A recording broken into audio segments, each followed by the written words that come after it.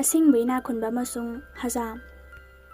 Matam amada apikpa sahara amada eenakhunba nupa amaga Hazam amaga lerami. Nongma eenakhunba nupa adu Hazam adugi manakta masam kakpa laammi. Aduga hairami, sam kakpagidamak aina nangonda karigumba ama pigani.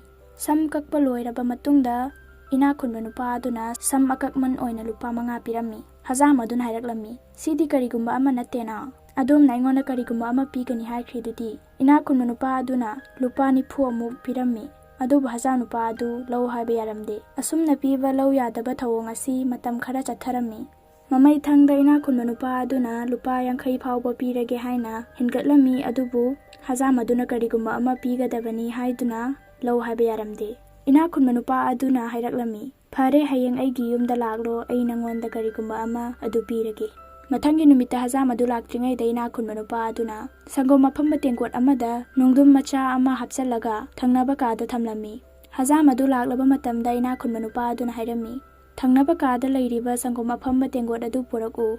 Hazam aduna thangnaba kagi sangom mafamba tengkot adu puraklaga eenakhunba nupa adu hairaklammi. Sangom mafamba asida karigumba ama yaurina. Eenakhunba nupa aduna khudakta hairaklammi, karigumba ama adu lauro aduga chatkhro. Hazam adu wangang khangdre. Hai singlaba eenakhunba nupa aduna mahakpu apangba sikre. Masage wahaigi langda thuraba Hazam adu wangangpham khangdraduna nungdum masa adu puraga hankirami. Tungda chanainaba thoktanaba aikoina ngangadaba wahai khanbada yamna cheksingadabani. Natrabadi mamaida Hazam asigum apangba taduna tokani.